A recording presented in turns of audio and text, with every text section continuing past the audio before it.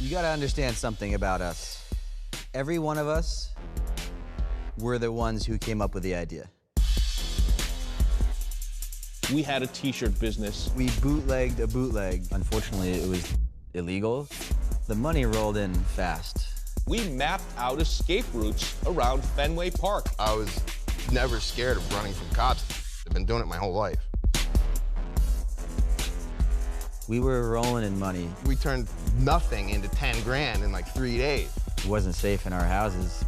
I noticed almost immediately that somebody wants to rob us. There's 3 of them, 2 of us, and 1 kid sees the safe. All of a sudden, next thing I know, the gun goes off. I thought he was dead. It was never going to be the same, and it never could be.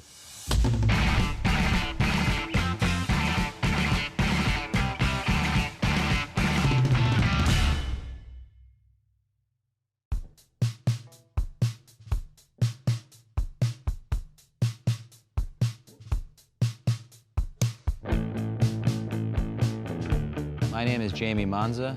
Grew up in Goshen, New York. It's in Orange County in the Hudson Valley. My parents encouraged me to not toe the line. My dad was at Woodstock. My mom, she was a mischievous person and encouraged me to be the same, I suppose. She had a loose relationship with the law. She didn't break the law per se, but like, you know, she was just cool about everything, you know. I was an overachieving honor student. I was vegan and straight edge in high school. Straight edge is, the term was coined by Ian MacKaye of Minor Threat, which was a late 70s, early 80s punk band. And he's like, I don't drink, I don't smoke, I don't. At the time, it was a more conscious way of managing oneself to achieve as much as possible without being a wasteoid. And I was like 17 going into college, and a lot of the vegan straight edge bands that were cool at the time were in Boston. So it just made some sense to go there.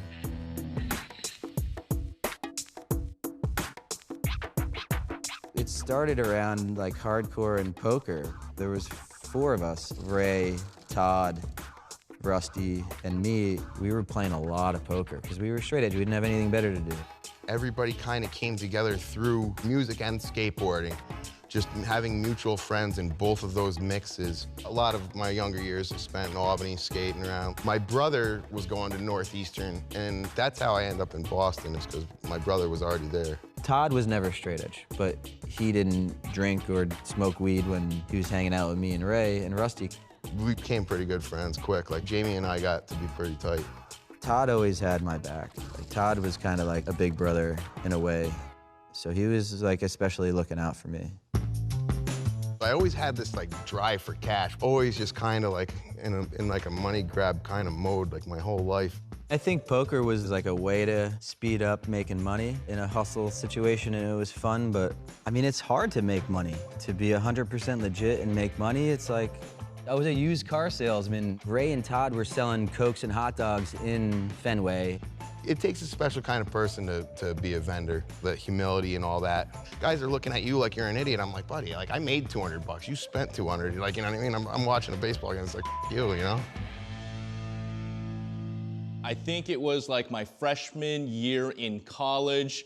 One of my buddies in passing said, hey, they're hiring at Fenway Park. You want to be a food vendor inside? And I said, yeah, that actually sounds like a great idea. So I would always be hustling up and down the stadium steps. I'm trying to sling as many Cokes as possible. I would say I was one of the top vendors there, and I took a tremendous amount of pride, not just to be #1. I wanted to make money. John Cho, he was one of the best salesmen inside Fenway. He was crazy, too. I really didn't have anything in common with these guys. I grew up collecting baseball cards, comic books, playing sports. These guys were going to hardcore punk concerts on the weekends.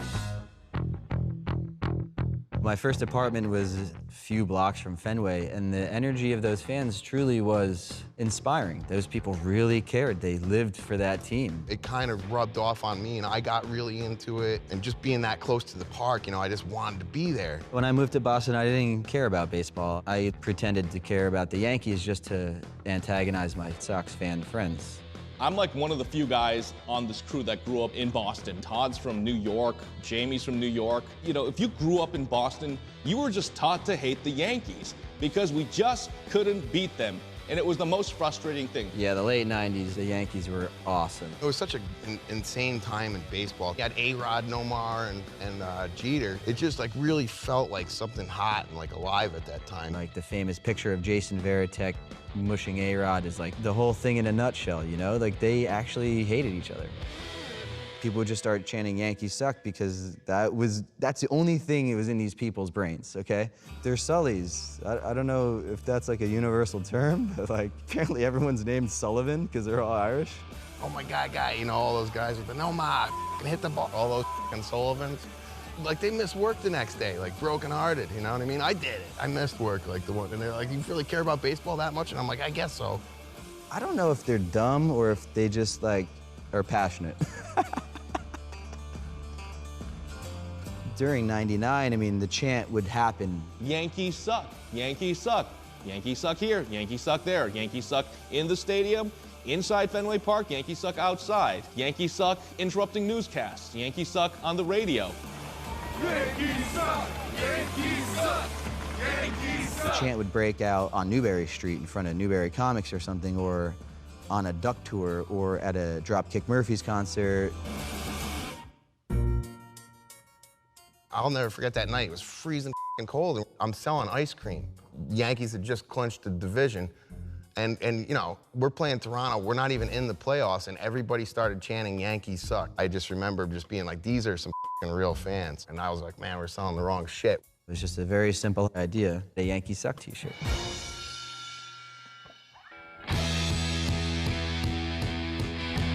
The structure of Yankee Suck consisted of me, Ray, Rusty, and Todd. We were the partners. You gotta understand something about us. Every one of us were the ones who came up with the idea. Nobody can really take credit for it because really what you're doing is selling other people their own ideas, you know? We had a guy who was making all the t-shirts for these hardcore and punk bands.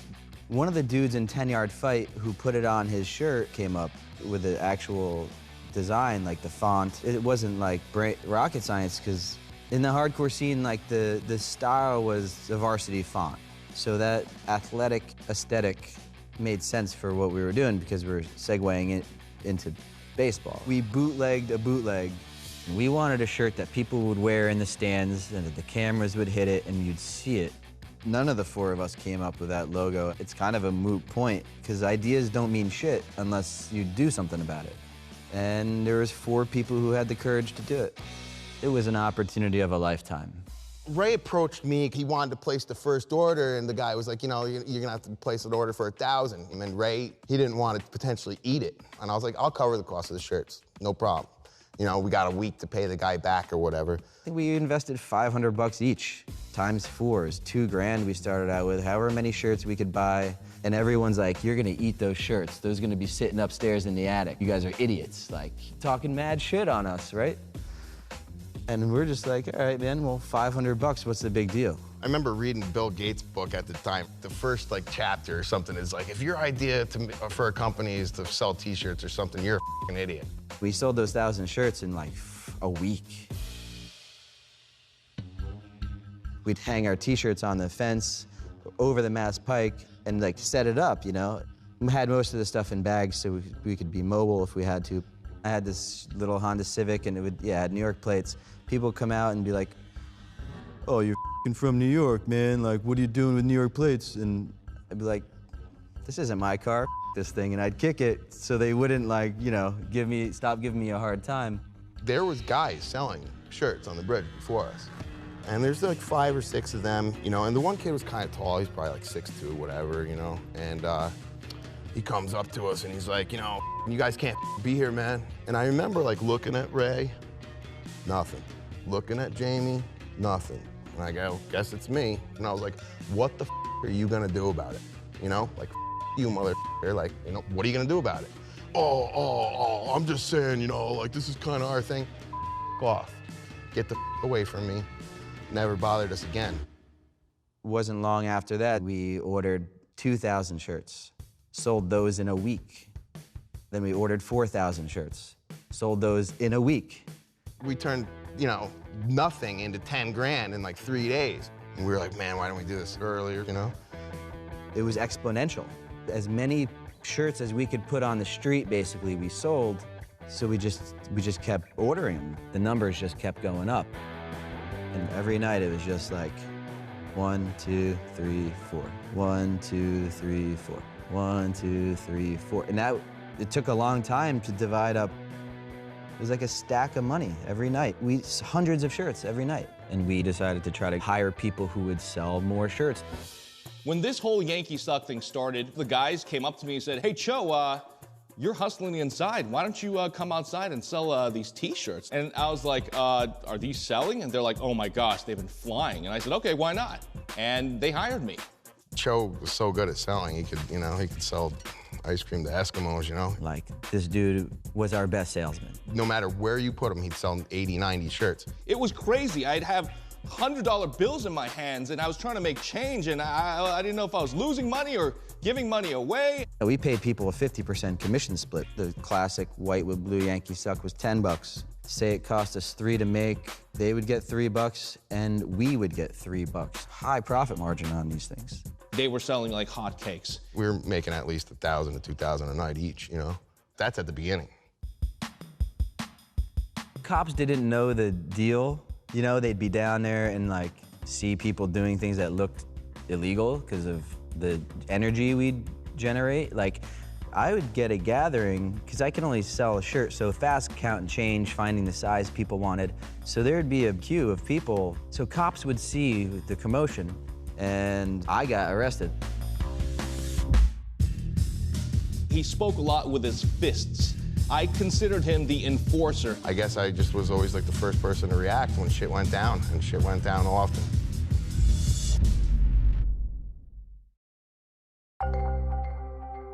When I was 18, 19 years old, I was one of the first guys to get arrested ever. It was like hawking and peddling without a permit. My best friend hooked me up with Tom Giblin, who was a DA in Boston. I always wanted to be the guy that did this. And then he became a defense attorney. I met the crew through Jamie. This guy called me and he told me he had been arrested, needed me to come down and get him out of jail. He had to go to court that day and basically I think they gave him like a $25 fine or something. But that was the start of it. And then after that, I did speak with Jamie and Ray. They did explain to me this might not be the last time that happened. And they were very, very right about that. In that first year, when we didn't really know the lay of the land, yeah, guys were getting arrested at least maybe once or twice a week. I explained to them from the beginning that you're going to have a problem with this, because if you don't have a license, they're going to grab you. They didn't care. They just said, we're going to do this. We got these shirts. We're selling them. Let them come catch us. Then we realized for $62 we could get a hawkers and peddlers permit for a year. Really? They only cost $60? Okay, sweet. Every time somebody wants to come sell T-shirts for us, if you're paying them $3 a shirt, so the first 20 shirts they goes towards buying their hawker and peddler permit. Boom. The next thing you know, we got 30 guys out there with hawker and peddler permits. The energy of when we were out there selling, it was always pretty crazy. The first time I was scared I wasn't gonna sell anything. I was like, I'm probably about 19. I probably look like I'm like 16. It's not like I was Warren Buffett out there, but like I made a few bucks. We all just wanted it. It was just a lot of fun. You'd just get these waves of people, and like I would just have the same response every 5 minutes. Like some asshole would go like, "How much are the shirts? $10. I'll give you 5. Go get yourself a sausage, buddy." And everybody laughs, and then they can move on. And the next asshole, 5 minutes later, "I'll give you 5. Go get yourself a sausage." Everybody laughs, keeps going. It was all about positioning, right? Where you stood around the ballpark. We knew we couldn't go right up to the gate because we wanted to try to stay incognito, but the strategy was when the game let out, there would be a crush of people coming out, and you just would drop your shirts, guerrilla style, and just put it up and say, "Yankee Suck T-shirts here, Yankee Suck T-shirts here," as loud as you could, and everyone would be like, "What? Yankee Suck, I need that, I need that." And then people would be joining in on the chant, "Yankee Suck, Yankee Suck, Yankee Suck." The shirts would sell themselves. I would just have to show up, yell as loud as I could, and boom, I'd be sold out. I was making $400 or $500 a night just selling T-shirts for 30 minutes. Todd was intimidating to a lot of people. When I started off, then I'd be selling stickers where he was selling the shirts. So I got like a front row seat. Todd was a pugnacious dude. I never did think of myself as like a scrapper, or like the toughest guy or anything like that. He spoke a lot with his fists. I considered him the enforcer. I guess I just was always like the first person to react when shit went down, and shit went down often. Dude didn't around. He had a quick set of knuckles, I'll tell you that. It didn't take long for us to have 3 dudes outside of every gate. You couldn't leave Fenway and not see our shirts. And anybody else selling shirts had to be 100 feet behind our salesman, wherever the gate was. Like, and we gave everyone the option. We're like, you can leave now with your shirts, or you can leave in 5 minutes with your asses kicked and no shirts. Nobody chose B. There was one group of kids thought they could just step in and do what we did or whatever, and I was like, you guys gotta f***ing go. And 3 of them left. Well, the one kid wouldn't make eye contact with me. I f***ing gave him one of these like double-handed like pushes like this, like a f***ing power push. And the kid f***ing flew, like he must have been like 8 feet from like me to the sidewalk. He flew off the sidewalk, landed on his back in the f***ing street, and I looked down, and I swear to God, both of his sneakers were sitting there on the f***ing sidewalk. And then off he went. It was a contact sport. That's the best way I could put it. We didn't, fight anybody who didn't deserve it. Anytime there was another bootlegger out there making a bootleg of the Yankee Suck t-shirts, Todd would be there on the bridge, punching the guys, threatening them. I'd f***ing send a guy to 7-Eleven, buy grape juice, and pour grape juice on him, chuck him over the bridge, whatever we had to do.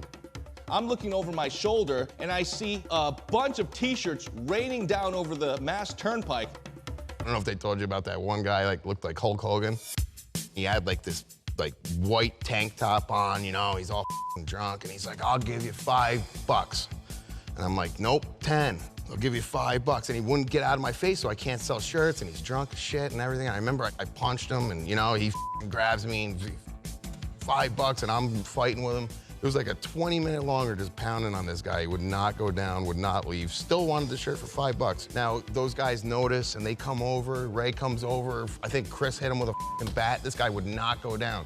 Now he's f***ing shirtless at this point. He's like techno Viking, no shirt, standing in the street. He's tuckered out, I'm tuckered out. I remember I was like this with my hands on my knees. I'm like, and he's like, $5. I just threw the shirt at him, and I said, get the f*** out of here, man. You earned that thing. People caught on to what we were doing. We were getting extorted by a biker gang. In reality, the only people we could have possibly needed protection from was them.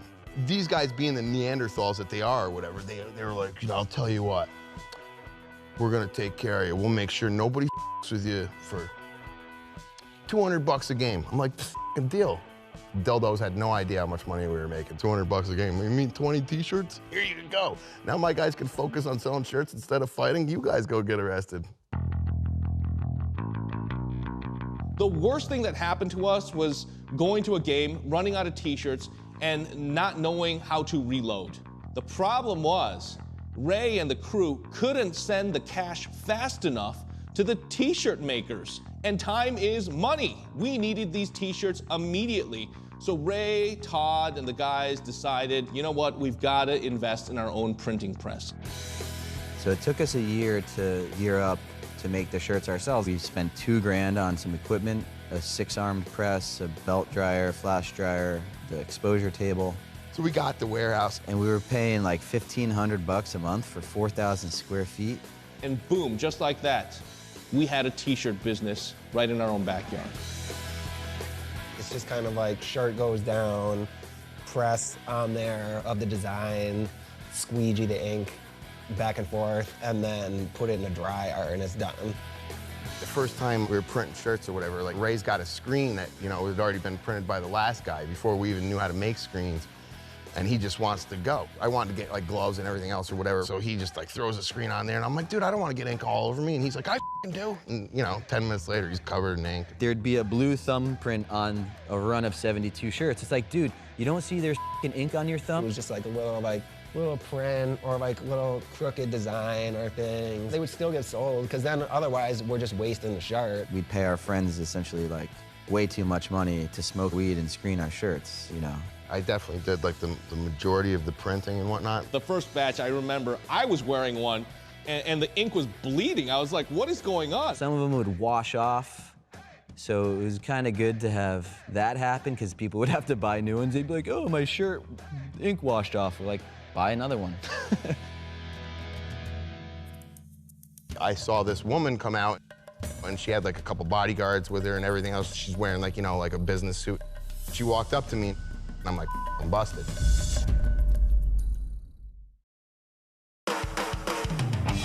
Once we bought our own equipment, we were able to like definitely customize things in the moment. Just constantly keeping up with what was going on in the sports world, like WWJDD, what would Johnny Damon do?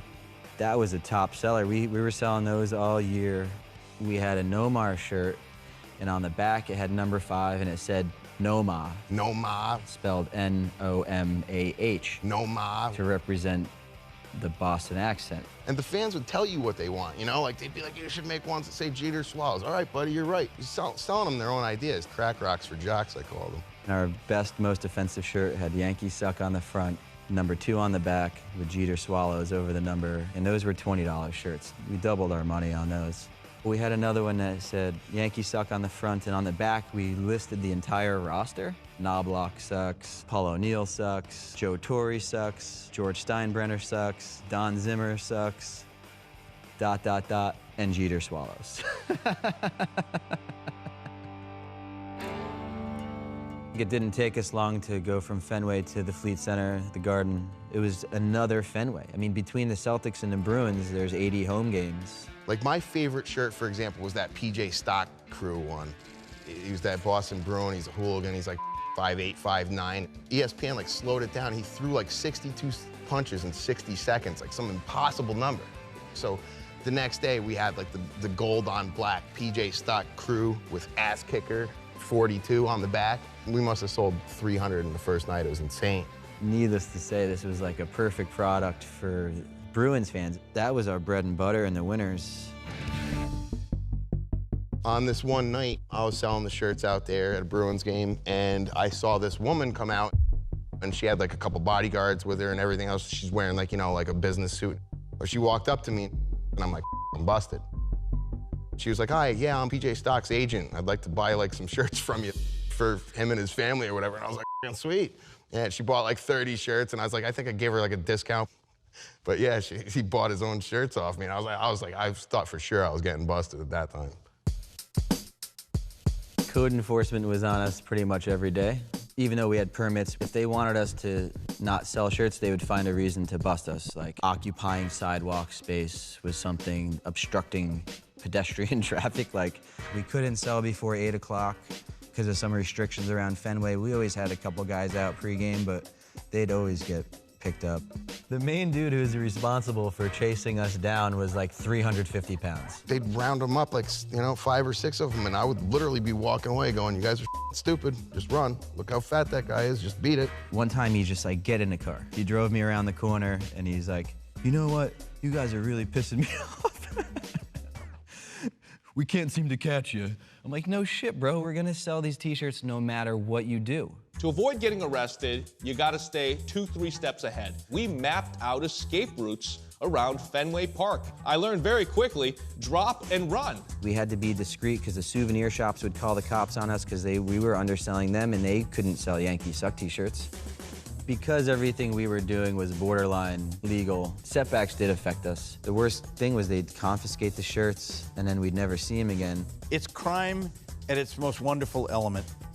It's the kind of crime that 99% of the people of the world would have no objection to because it's regulatory. It's not offensive, you know? He fixed everything. Like, we had any problem, he was fixing it. Somebody would get arrested, he'd help us get our shirts back from the cops. Everything emanated from the t-shirt sales, but there was other things going on too. You know, these guys got into beefs with people and fights and disorderly conduct. I heard of people like struggling to break free when they were arrested, and that turns into assault on a police officer, which is a pretty serious charge. Then people would have to go and like fight that for a long time. I was never scared of running from cops. I've been doing it my whole life. I got arrested one time, and it was for ticket scalping, not for selling the T-shirts. I had Tom's number on speed dial. I don't think anybody wants to be arrested. But back then, when you're in your early 20s, we just saw it as kind of a means to an end. So we're like, okay, if it happens, it happens. To be able to do that business and not be afraid of the legal repercussions in any way, I think it made all the difference. If your friends are cops and judges, then you're not gonna have any problems.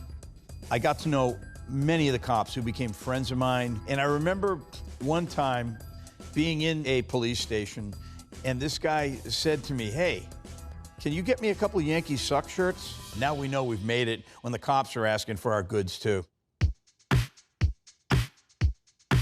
The money rolled in fast. I think all of us had safe deposit boxes in there where we kept most of our cash. I mean, it wasn't safe in our houses. You know, I said, you guys are making all this money. What are you doing with it? I mean, are you putting it in the bank? No, no.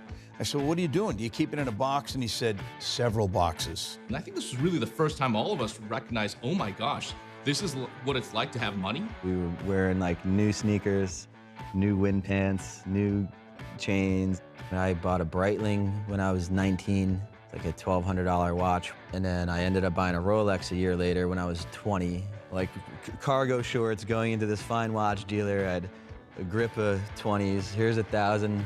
Pulling it out of my other pocket. Here's 1,000. I'm like, shit, where's that other G? Back pocket, another 1,000. Personally, I was investing in high-end Hermes neckties because I knew I was going to be a reporter one day and I needed nice suits and fancy silk and so on and so forth. Like, those guys are into f***ing Rolexes and fancy shit like that. Like, that was not ever my thing. We ate at every top restaurant in Boston multiple times. It wasn't like guys driving around in Rolls Royces, but it's, you know, kids that came from like a punk rock, like kind of like humble backgrounds and stuff. To be able to like say, oh, I'm gonna go to like this really nice restaurant in Boston. We don't even know people that like do that kind of shit, you know what I mean? We were out in Faneuil Hall, and all of a sudden this stretch limo pulled up, and all of a sudden I heard, Mr. Gibb. And I look over and it's Ray and Jamie. Check it out, what do you think, huh? I was like, wow, what are you guys doing? We'd drive down to go to Foxwoods in Mohegan Sun 2-3 days a week. They used to call my car the Foxwood Shuttle. We were there so much. Ray and I would be, you know, we'd be winning at Fox. We were pretty decent. We'd enter poker tournaments like twice a week and shit. Ray and Rusty and I would travel anywhere, anytime. Argentina for a month, New Zealand for 2 months, Syria and Lebanon, London a bunch of times, Spain and Portugal. And we went to Monte Carlo, and it's where Elaine Decasse has 3 Michelin star restaurant there. And we see that there's a $100 lobster. And it just became our goal to eat a $100 lobster. Because we were from, you know, there's great lobster where we're from. We didn't have the clothes on. We didn't realize that they probably would have given us a jacket if we went in there. We didn't always travel together because somebody had to stay back and run the business. So somehow I think they got more vacations than I did, but that's all right. Once we all stopped being straight edge, we went 180. Sure as shit, they show up. There's 3 of them, 2 of us. Let's do business here, just chill, whatever. They want to rob us.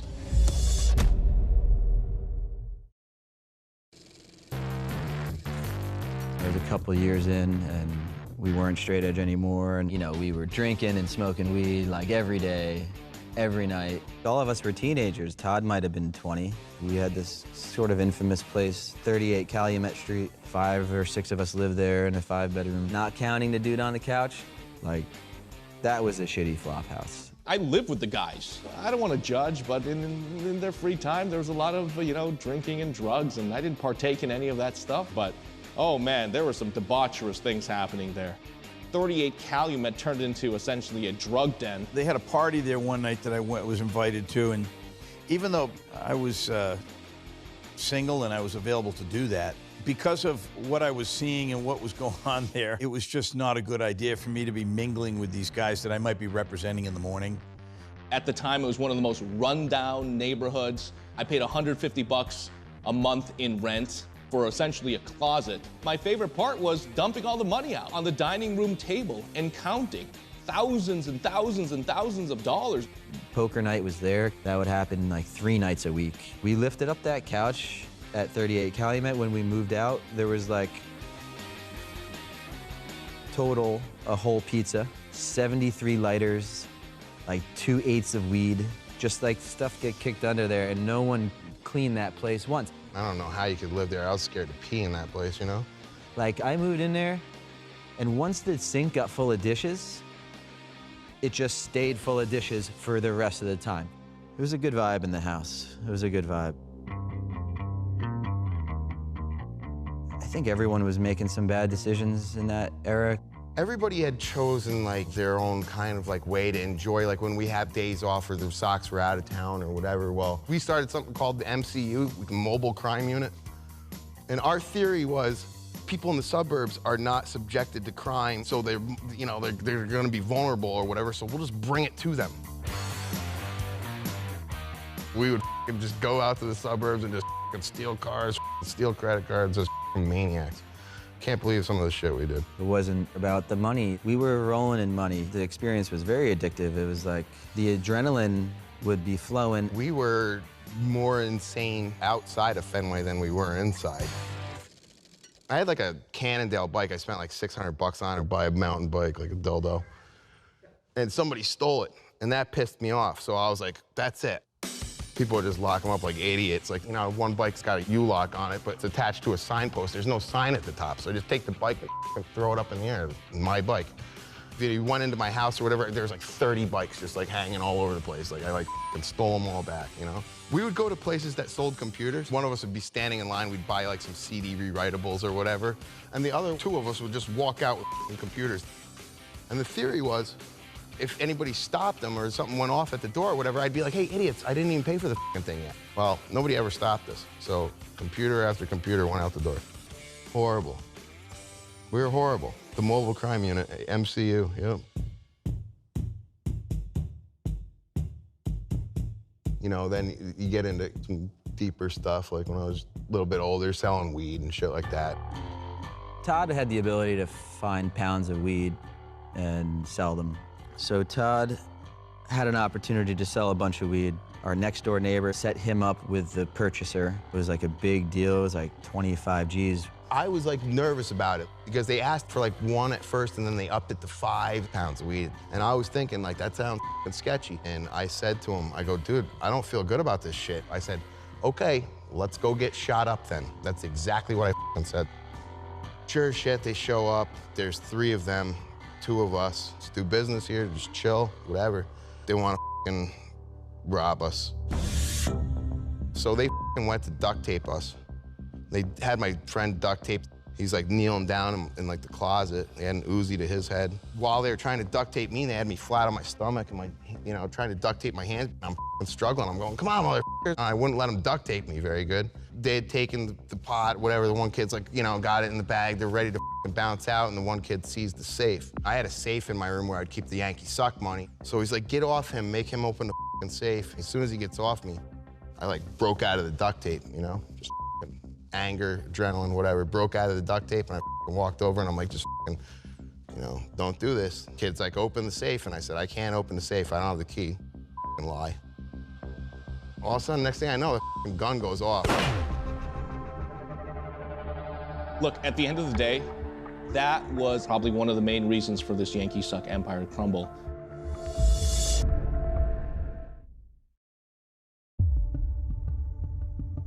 I'm the only one not panicking in this situation. The kid's like, 6 feet away from me, and the gun goes off. I was downstairs with a few of my friends, and it sounded like a broomstick hitting the floor upstairs. I looked at my hand, blood squirting out and shit. And I looked back at him. As soon as the bullet went off, his 2 buddies stood up and they bounced. Just ran out of the house, grabbed the bag and bounced. And he's still standing there, this kid, and his hands just like shaking like this. I don't think he meant to pull the trigger. I don't know what happened, but I took a couple steps forward, wham, knocked the gun out of his hand, and he took off. We saw these dudes leave. There's 2 or 3 of them, and they weren't like sprinting out of there. They weren't totally shook. I didn't know what was going on. And I went into the bathroom and, paper towels and blood's just going psh, psh. So I walk out the door. Jamie's just standing there like this, just like stone, frozen, whatever. And I'm looking at him. I look at him for like 5 seconds. He goes, Jamie. Hospital, you coming or what? I'm like, yeah, let's do that. A bunch of guys grabbed him, threw him in the car, bleeding all over the place, and rushed him to the hospital. Our buddy Seth was driving, and he's like stopping at red lights. There's nobody around, no cars coming from any direction. He stops at the stoplight. I look at him, I go, Seth, I'm dying here. And I'm like, go through the light, dude. And he's like, oh shit. And he steps on it, get to the hospital. We go into the ER. Like the nurse was like, what insurance provider do you have? And that's the first time Jamie actually said something. I'm like, your insurance and your forms, your paperwork, this dude shot, get him in. He goes, he just got shot, he's dying, like freaking out, you know?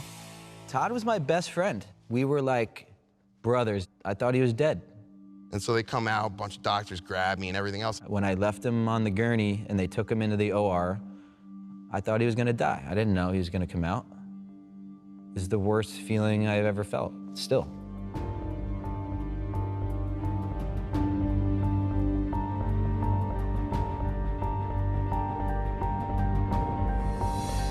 He barely survived. If we didn't live that close to the hospital, who knows if Todd would be alive today. The bullet went in right here.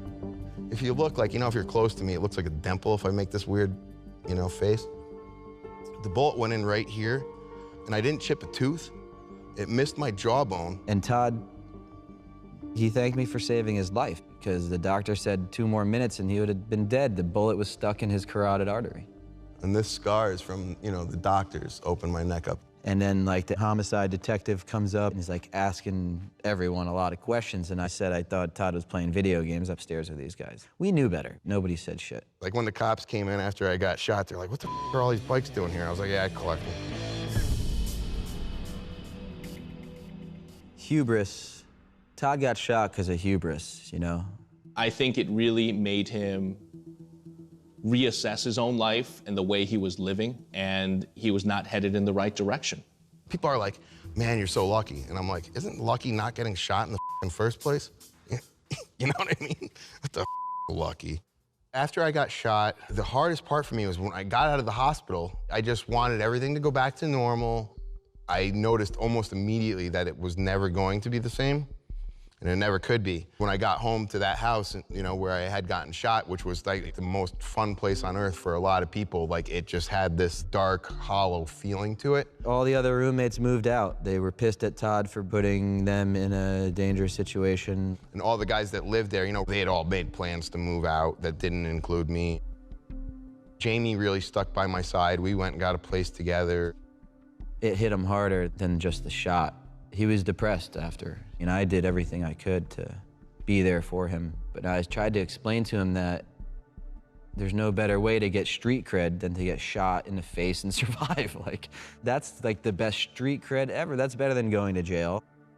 I was like really self-conscious, and it just started weighing on me, and I probably started drinking more and being mean to people and just not being as fun to be around. So I don't blame them as much for distancing themselves. The rest of the guys were so angry that he had done this because it kind of exposed them, And that fractured the group immensely to the extent that they started to wind things down and go their own ways. Look, at the end of the day, that was probably one of the main reasons for this Yankee Suck empire to crumble. We all stayed in Boston until, I think, early '03. Things wound down in a few ways. We didn't want to be t-shirt salesmen our whole life. It wasn't like our life ambition and putting ourselves into a lot of physical danger and legal danger, more so as time went on. And Ray wanted to move to New York real bad. Him and I were going down there a lot. So we kind of had one foot out already. We were running it from New York, basically. We kind of punted it to 2 guys. We had them paying us a guarantee every game, and we almost weren't doing anything anymore. We were sitting in New York collecting royalties, essentially. I think Todd's depression sort of led him out of it. It was time for him to go back to Albany and get well, and change his environment. I went home to visit my mom, and I ended up getting a DWI, and I lied and gave them a fake name, so they locked me up for a week for, impersonation and all this shit. And I told my mother, call Ray, we got money, from the business or whatever, and this is the first time that they would need to bail me the out, you know? I never needed money to go towards my legal, like, shit. Like, this is the first time, and he tells my mom, no, Todd's not part of the business anymore. He didn't even have the balls to tell me. When I got out of jail, they told me I'm out of the business. And mind you, whatever money was in there, it was a third mine at that point. That looked to Ray like his opportunity to, like, get rid of another one, more profit for him, et cetera, and just refuse to communicate. The miscommunication, the backstabbing, the fight over money, it just was a shame to see all of that lead to these friendships dissolving. The Sox run was incredible. I mean, in 2003, they lost in Game 7. Come 2004, Sox are down 0-3 to the Yankees in the ALCS. Then they come back. No team has ever come back from an 0-3 deficit in baseball to win. There's no way the Red Sox are gonna lose this World Series. There's no way after beating the Yankees like that. I was out by that point, but I printed like 300-400 shirts, and I got a couple of my buddies and went back to Fenway, and we were selling shirts on the bridge. But that fat code enforcer came up to me, "Hey, Todd, I thought you were done." I said, "This is my bridge. I'll come back whenever I want." Off he went. A few of my friends drove to St. Louis. We snuck into the game. True story. They were up 3-0, and we knew we gotta get out there.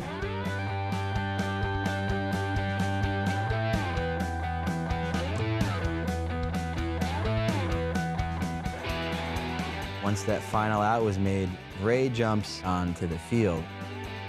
And then he had our Johnny Damon shirt on, Passion of the Johnny shirt. And he's running. And you see that in front of, like, the Red Sox are all bouncing, and you see Ray run across.